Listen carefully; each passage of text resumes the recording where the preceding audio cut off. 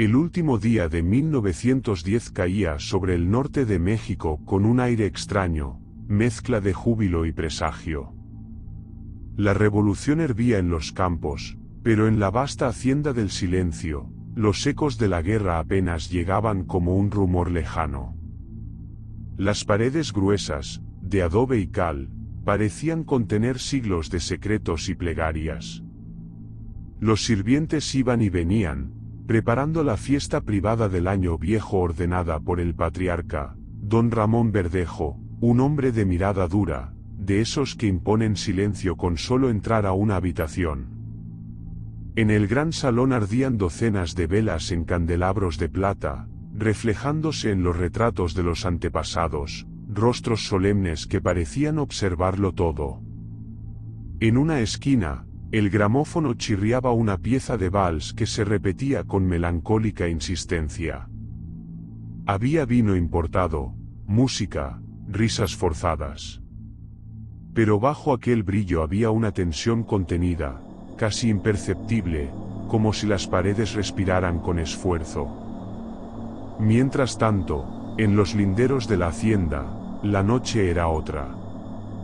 El viento soplaba seco, arrastrando polvo, y entre los mezquites una figura avanzaba tambaleante, Pedro Fuerte Ortega, un hombre corpulento, con los pies descalzos, cubierto de harapos y con un niño envuelto en mantas.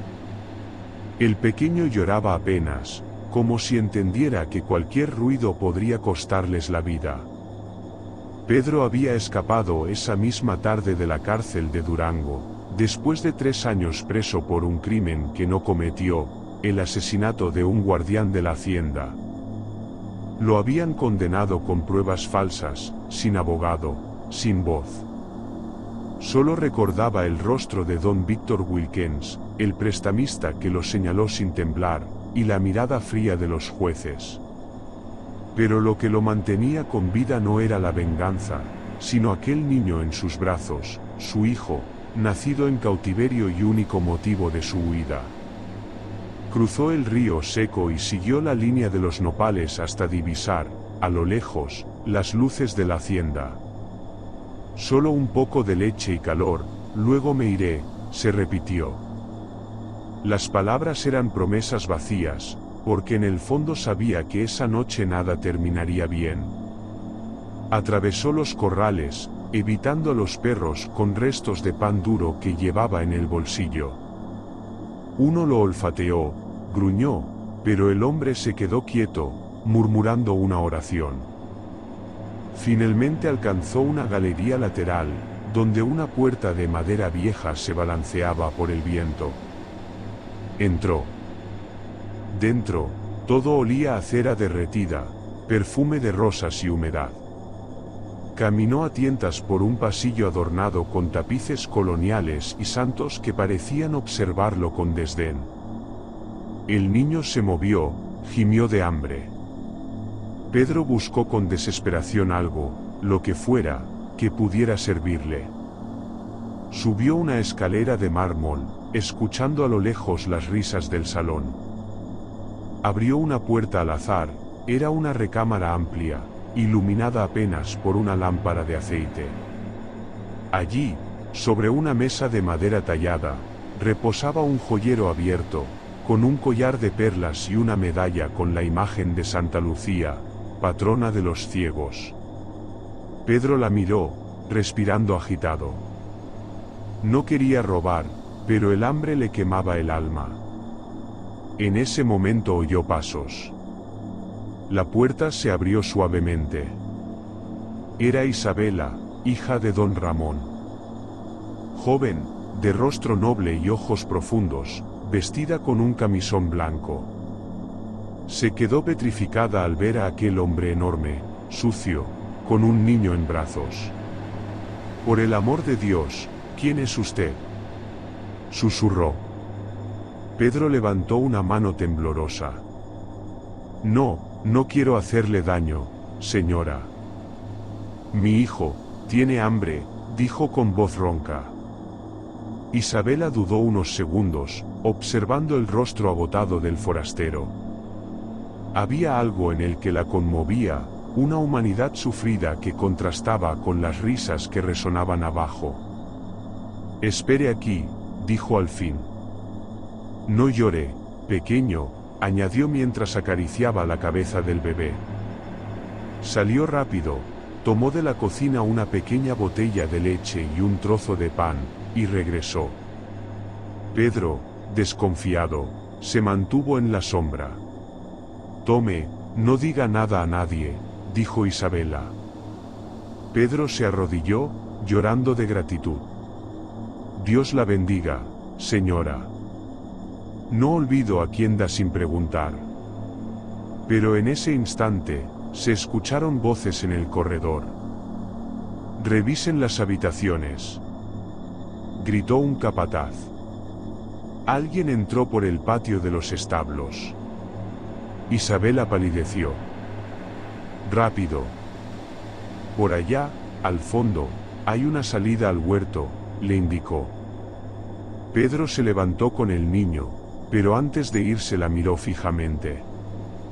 «Si me atrapan, moriré. Y si muero, juro por este hijo que vendré por usted, aunque sea desde el infierno». Isabela tembló. No alcanzó a responder. Pedro desapareció por la galería. Instantes después, un sirviente irrumpió en su habitación. «Señorita, ¿ha visto a alguien?». Isabela, entre el miedo y la confusión, no supo qué decir. Vio por la ventana la silueta de Pedro corriendo con el niño, y en un impulso de protección malentendida, señaló hacia el otro pasillo. «Por allí, creo que por allí fue». Los hombres corrieron tras la pista. Desde el ventanal, Isabela vio las antorchas moverse entre los árboles.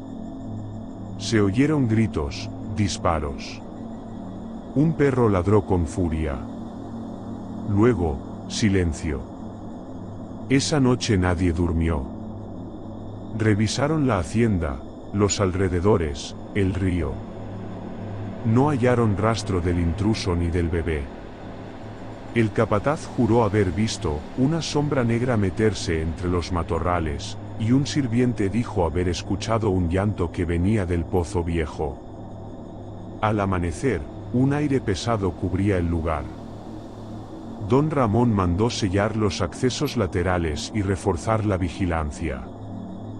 Nadie volvió a hablar del asunto.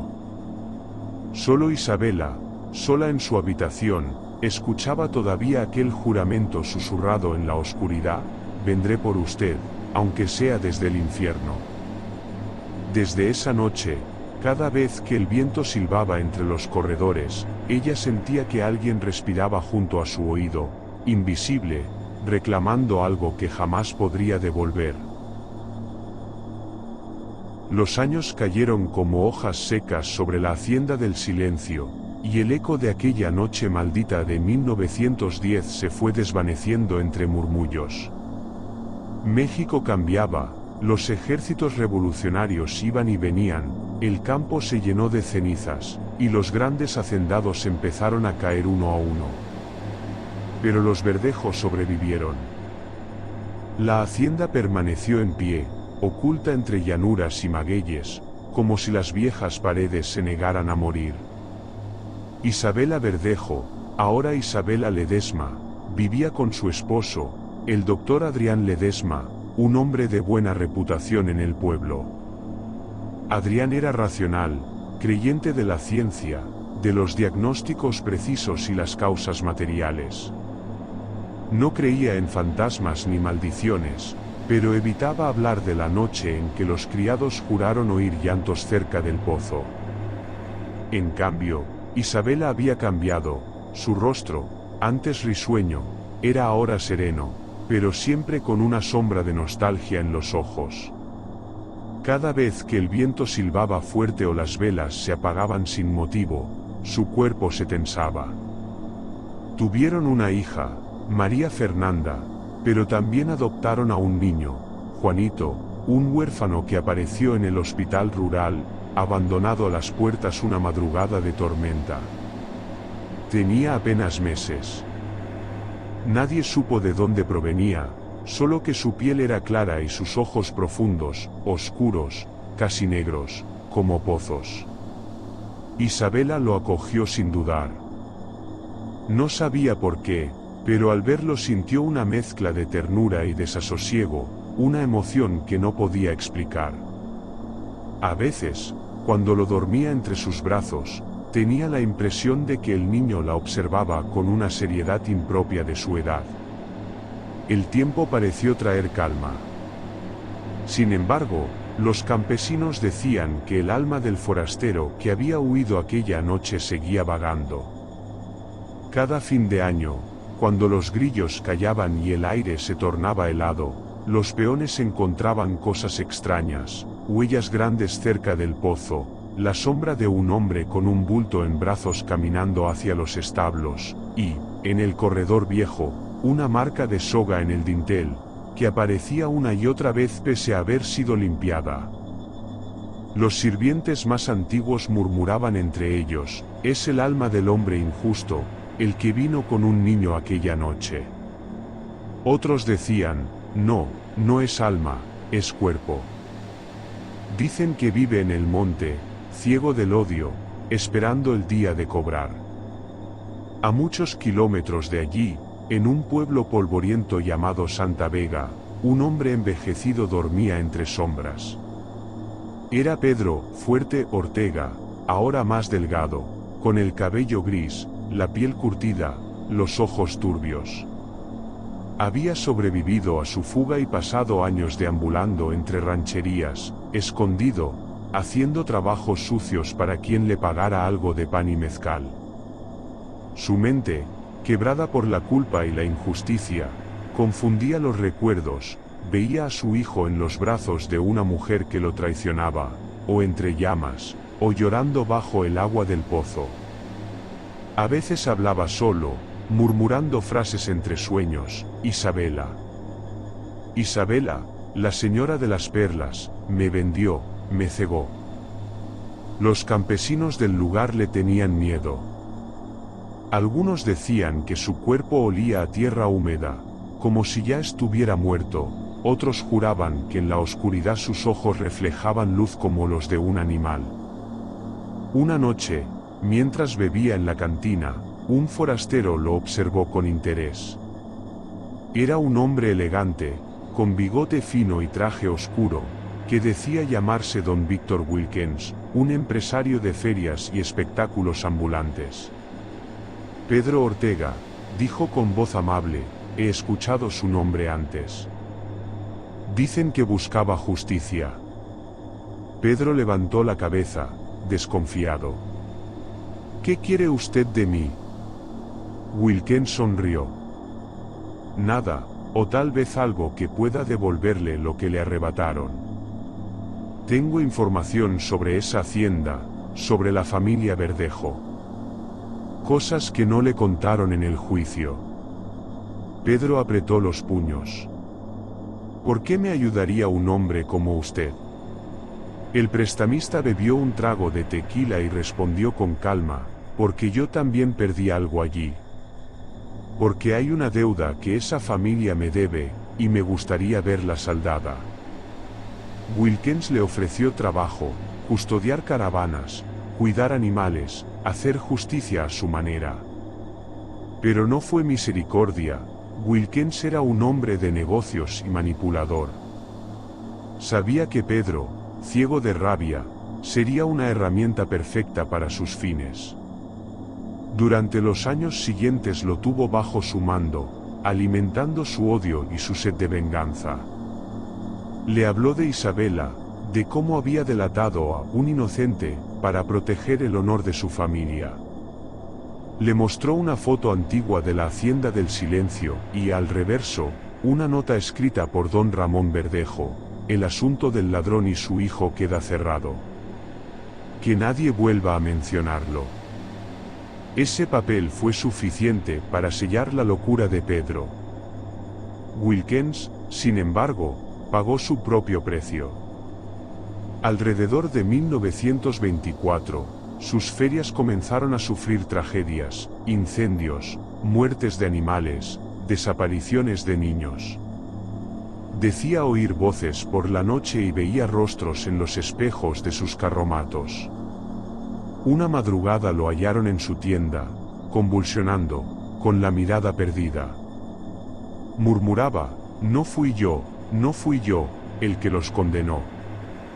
Su salud se desplomó, y antes de morir dejó una carta sin destinatario donde mencionaba una deuda sellada con sangre en la Hacienda del Silencio.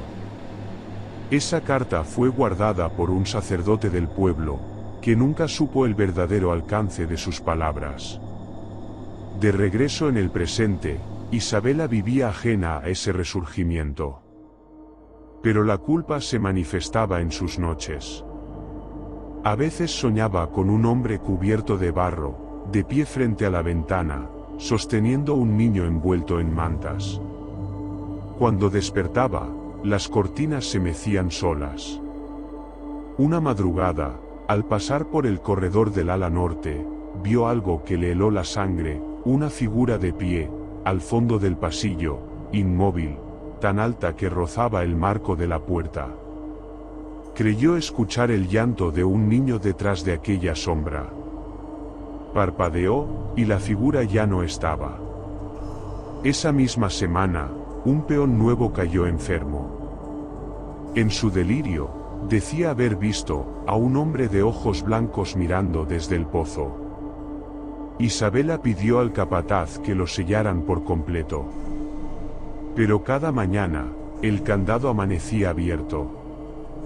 El doctor Adrián lo explicaba con lógica: el viento, el metal se dilata con la humedad, Isabela.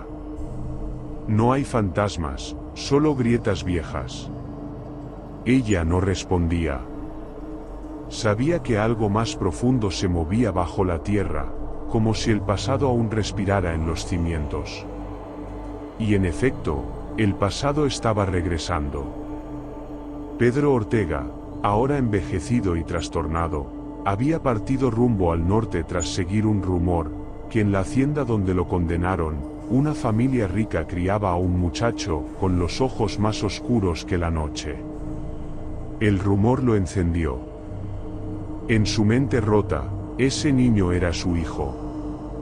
Y si su hijo vivía bajo el techo de aquella mujer, entonces la deuda aún no estaba pagada. El amanecer llegó entre nubes espesas, tiñendo los campos de Hidalgo con un tono gris mortecino.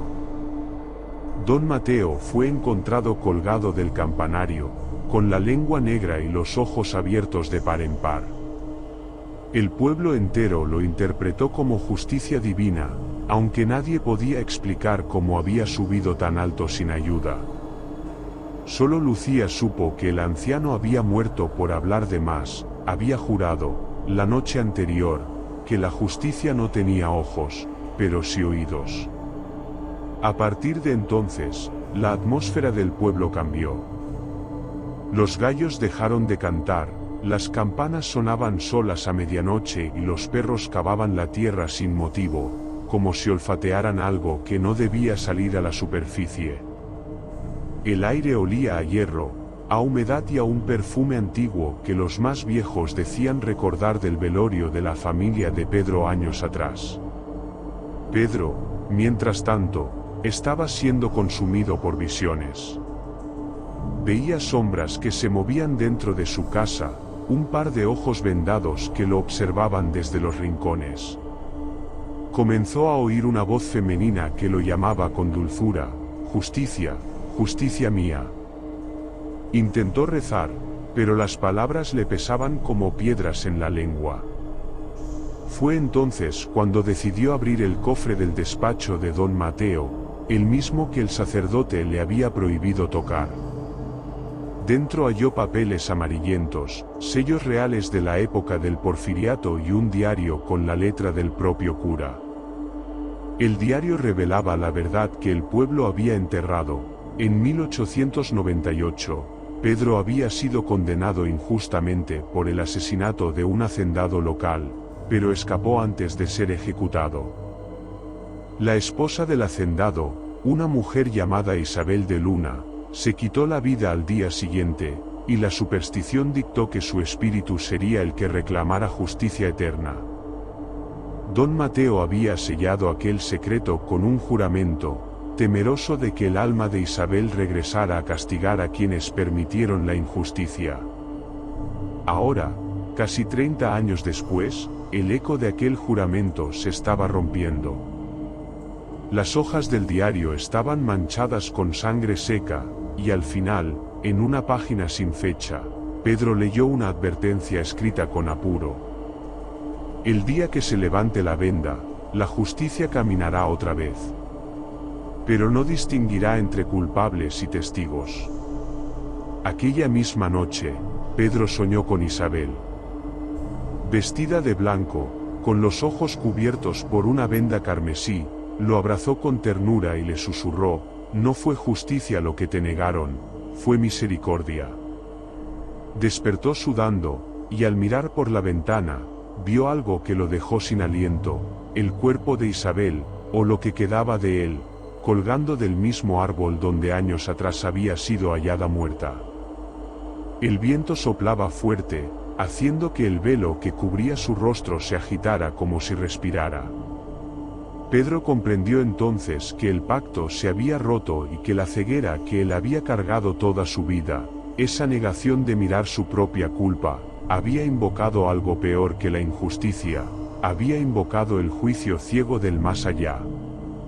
En el pueblo, las campanas repicaron solas una vez más, pero esta vez, con cada tañido, las sombras parecían acercarse a las casas.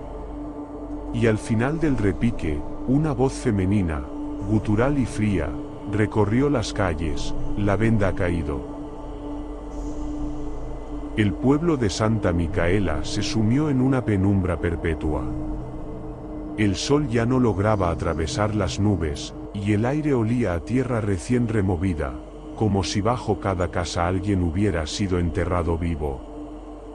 Los habitantes comenzaron a escuchar pasos por las noches, el sonido de una cadena arrastrándose por las calles y un murmullo que repetía la misma palabra, una y otra vez: culpa, culpa, culpa. Pedro, debilitado, se encerró en la vieja iglesia.